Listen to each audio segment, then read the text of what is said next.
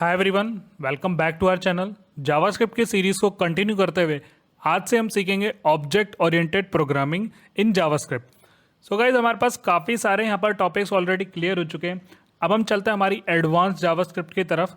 तो उसके लिए हम यहाँ पर स्टार्ट करेंगे ऑब्जेक्ट ओरिएंटेड प्रोग्रामिंग से, क्योंकि जब हम एक एडवांस जावास्क्रिप्ट का कंसेप्ट रीड करते हैं, एग्जीक्यूट करते हैं, तो हमें यहाँ पर ऑब्जेक्ट ओरिएंटेड प्रोग्रामिंग की ज़रूरत हमेशा पड़ती है।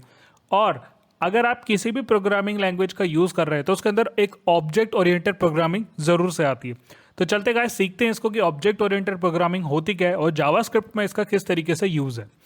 तो जब हम एक छोटे प्रोजेक्ट्स बनाते हैं तब यहाँ पर नॉर्मल वेरिएबल्स फंक्शन से काम चल जाता है, लेकिन जैसे जैसे प्रोजेक्ट बड़ा होता है कोड को मैनेज करना डिफिकल्ट हो जाता है। मान लो कि आपने एक छोटा सा फंक्शन बनाया, उसके अंदर कम वेरिएबल्स है, कम फंक्शन है, तब तो वो चल गया।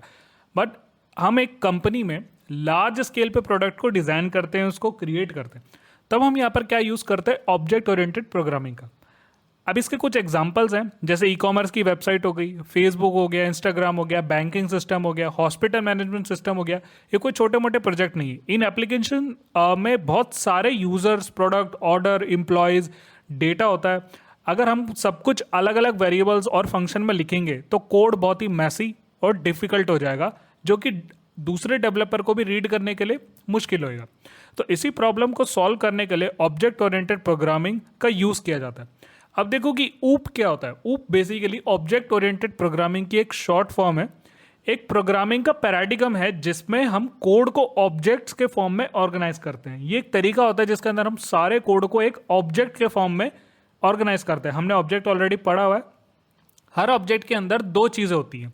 अब वो दो चीज़ें क्या हैं? एक होती है प्रॉपर्टी और दूसरा होता है मेथड्स। तो बेसिकली जो प्रॉपर्टीज होती है वो होता है डेटा, और डेटा किस में स्टोर होता है? वेरिएबल्स में, और उसके डिफरेंट डेटा टाइप्स होते हैं। वैसे ही हमारे पास कुछ मेथड्स होते हैं जिनको हम फंक्शंस कहते हैं। तो इन्हीं मेथड्स बेसिकली जो हमारे फंक्शंस थे अभी तक हमने पढ़े थे, जब हम उनको क्लास एंड ऑब्जेक्ट के अंदर यूज करते हैं तो उनको हम कहते हैं मेथड्स। अब सिंपल वर्ड्स में ऊप एक प्रोग्रामिंग टेक्निक है जिसमें हम रियल वर्ल्ड ऑब्जेक्ट को प्रोग्रामिंग के अंदर रिप्रेजेंट करते हैं। देखो, इसका एक रियल लाइफ एग्जांपल समझते हैं कि मान लो तुम एक कार के शोरूम बना रहे हो और शोरूम में बहुत सारी कार हैं, जैसे BMW, Audi, Mercedes, Tata, Mahindra.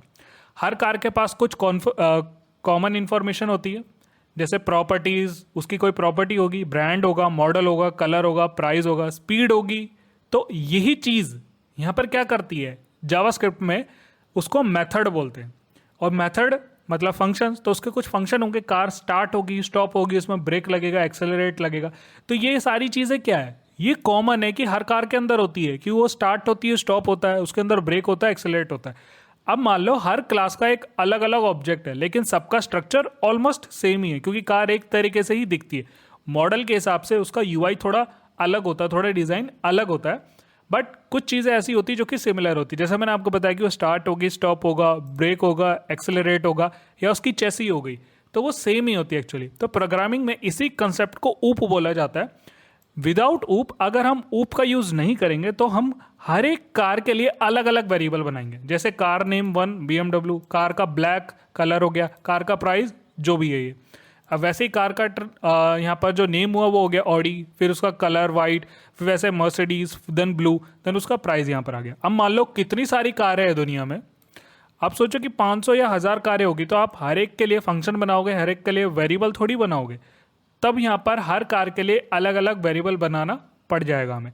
तो ये इससे क्या हो गया? कोड रिपीटेटिव हो गया, डिफिकल्ट हो गया, मेंटेन करना मुश्किल हो जाएगा, और ऊप का सॉल्यूशन ही इस चीज़ को यहाँ पर रिजॉल्व करता है।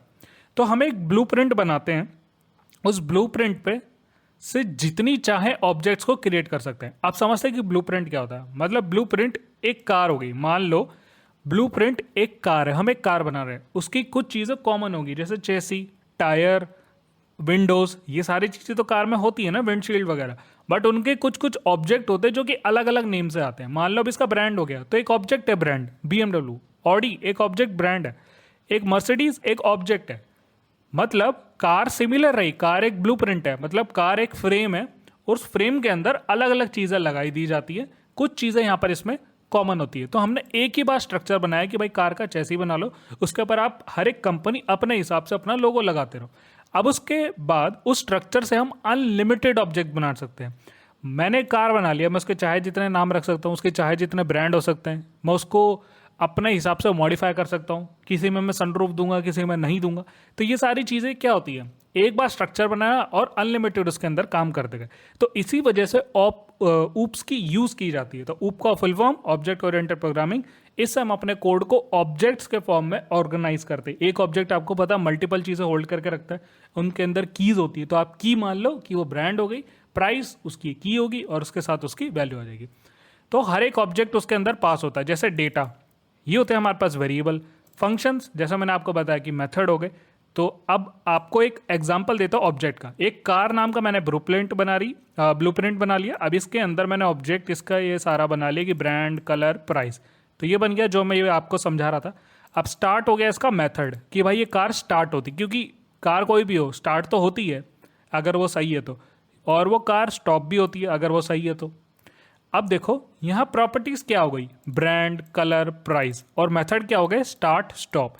ये उसको डिफाइन कर रहा है, उसकी प्रॉपर्टी है कि मैं इस ब्रांड का हूँ, इसका मेरा ये कलर है और ये प्राइस है। ये फिक्स्ड रहता है।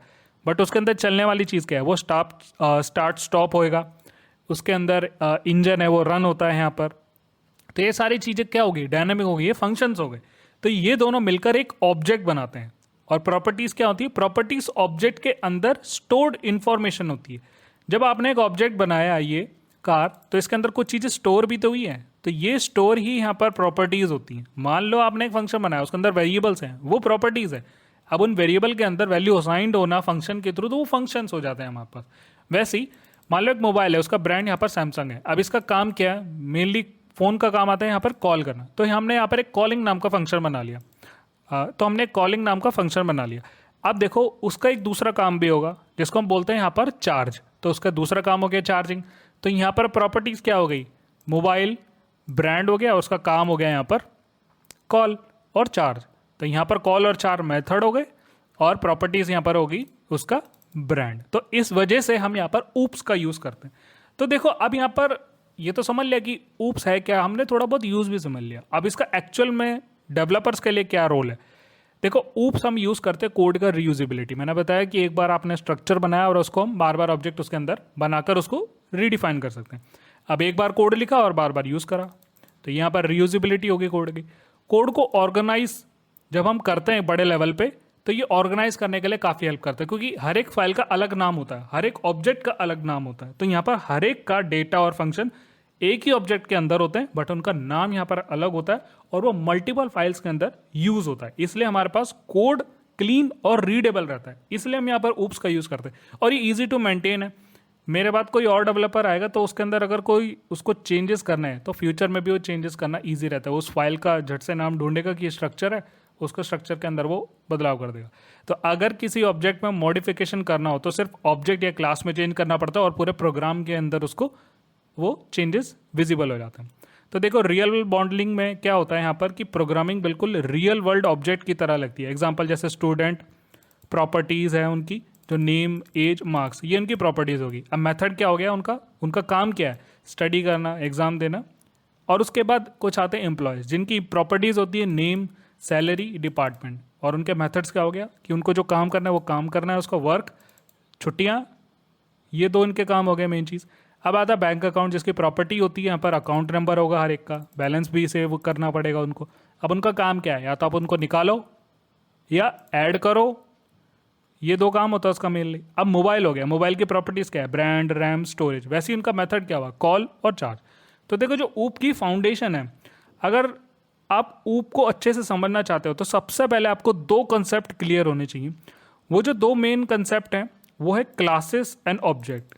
अगर आपने क्लासेस एंड ऑब्जेक्ट को अच्छे से पढ़ लिया है तो आपको ऊप सीखने से कोई नहीं रोक सकता है। तो क्लासेस एंड ऑब्जेक्ट। अब इसके अलावा आते हैं हमारे पास कंस्ट्रक्टर और दिस मैं आपको ऑलरेडी बता चुका हूँ। आगे हम ऊप्स का कंसेप्ट स्टार्ट कर रहे हैं तो ये सारी चीज़ें उसके अंदर आने वाली। तो ये समझ आने के बाद ही आपको इनकैप्सुलेशन, इनहेरिटेंस, पॉलीमॉर्फिज्म, एब्स्ट्रैक्शन, ये सारी चीज़ें बहुत ईजी लगने लग जाएगी अगर आपने ये कंसेप्ट समझ लिया क्लासेस एंड ऑब्जेक्ट का। तो इसका कुछ समरी है कि ऊप का मतलब होता है ऑब्जेक्ट ओरिएंटेड प्रोग्रामिंग। इससे हम कोड को ऑब्जेक्ट्स के फॉर्म में ऑर्गेनाइज करते हैं। हर ऑब्जेक्ट के पास अपनी कुछ प्रॉपर्टीज़ होती है जो कि डेटा होल्ड करती है, और कुछ मेथड्स होते हैं जो कि फंक्शंस होते हैं। ऊप की मदद से कोड रीयूजेबल हो जाता है, क्लीन हो जाता है, ऑर्गेनाइज हो जाता है और मेंटेबल किया जा सकता है। अब रियल वर्ल्ड एंटिटीज जैसे car, student, employees, mobile, bank account को इजीली प्रोग्रामिंग में रिप्रेजेंट किया जा सकता है, क्योंकि बेसिकली हम करते हैं इन सबको। अब ऊप की शुरुआत क्लास और ऑब्जेक्ट से होती है, जो पूरे कंसेप्ट की मेन फाउंडेशन होती है। तो आई होप गाइज आपको समझ आया होगा कि ऑब्जेक्ट ओरिएंटेड प्रोग्रामिंग क्या है। नेक्स्ट वीडियो में हम समझेंगे कि क्लास और ऑब्जेक्ट आखिर होती क्या है। अगर कुछ भी डाउट रह गया तो मुझसे कमेंट सेक्शन के अंदर जरूर पूछना। सो इस वीडियो में इतना ही। Thank you so much.